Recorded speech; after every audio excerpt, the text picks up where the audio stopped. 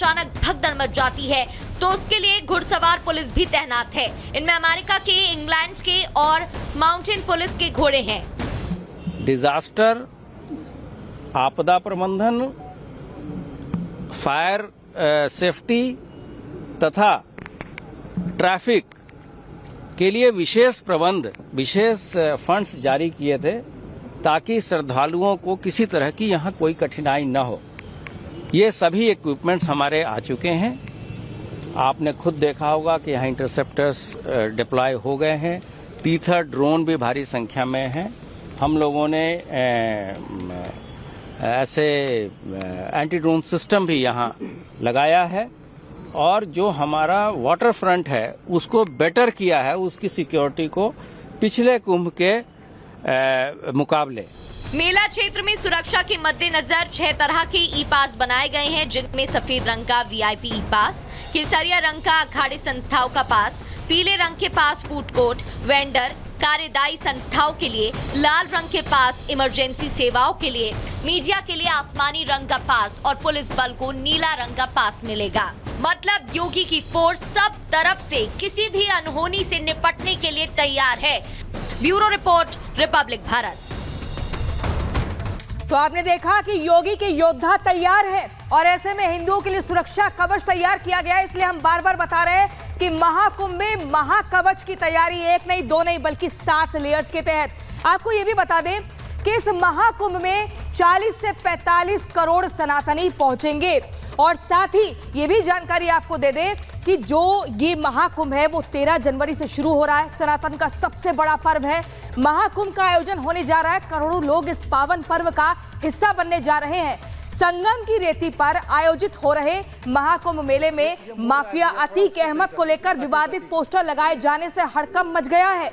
इसी के साथ सबसे हैरान करने वाली बात यह है कि पोस्टर के जरिए अतीक अहमद के हत्यारे सनी, लवलेश और अरुण को देवदूत बताया गया है। तस्वीरें हम आपको दिखा रहे हैं। कुंभ में अतीक की एंट्री कैसे हुई, अचानक से ये विवादित पोस्टर सामने आता है जिसके बाद से हड़कंप मच जाता है। और आप देखिए, कातिलों को देवदूत बताया जाता है। सनी, लवलेश, अरुण को देवदूत बताया गया दूसरी तस्वीर में। लेकिन पहली तस्वीर हम आपको दिखा रहे हैं जो अतीक अहमद की तस्वीर पर आप देखिए क्रॉस का निशान है और ये बताया गया है इस पोस्टर के जरिए कैसे हड़कंप मचा है। अतीक के हत्यारे जो हैं वो देवदूत बताए जा रहे हैं और इसी तरीके से अचानक से एंट्री होती है इस माफिया अतीक की पोस्टर के जरिए। और साथ ही आपको बता दें ये भी जानकारी मिल रही है कि इसके बाद से साधु संतों की अलग अलग प्रतिक्रियाएं भी सामने आ रही हैं। लेकिन आप देखिए, साधु संतों के हाथ में वो 3 चेहरे हैं जिनको देवदूत बताया जा रहा है। और ये सब कुछ कैसे हुआ, कैसे अचानक से अतीक के पोस्टर लग गए उस मेले में जो सनातनियों का महापर्व है, इस रिपोर्ट के जरिए देखिए।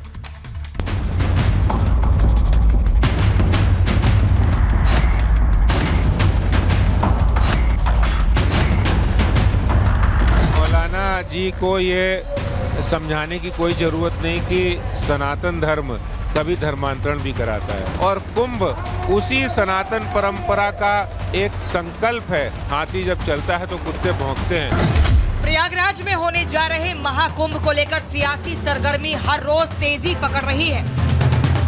एक पक्ष महाकुंभ में मुसलमानों की एंट्री पर बैन की मांग कर रहा है तो वहीं दूसरी तरफ से अलग अलग बयान सामने आ रहे हैं।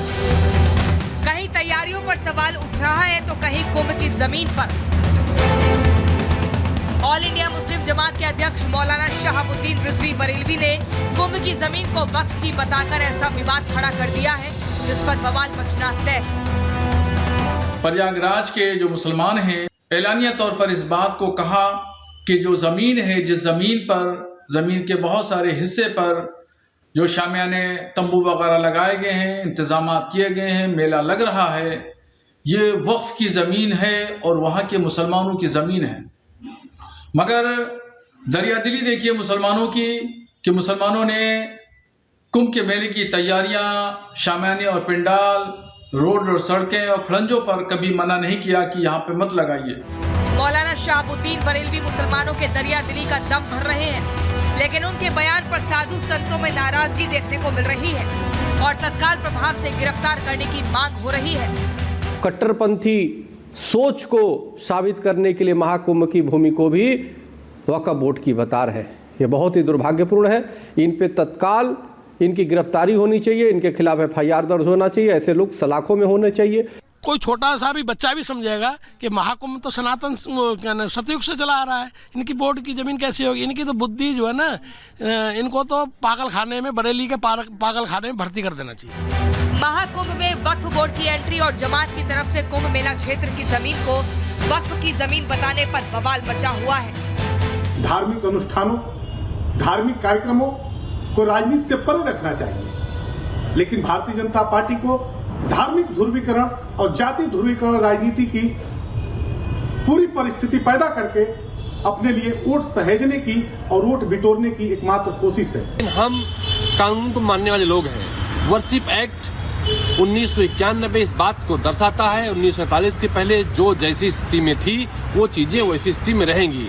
मुझे लगता है हर किसी को वर्शिप एक्ट 1991 को मानना चाहिए। वक्फ चाहे जिस जमीन पर हाथ रख दे वो उसकी, और उसके इस आदेश पर न्यायालयों में जाके अब अपील भी नहीं कर सकते। वक्फ के ही जो प्राधिकरण है वहीं जाकर आप अपील कर सकते हैं, और उसके नाते से तमाम हास्यास्पद दावे वक्फ बोर्ड करता ही जा रहा है।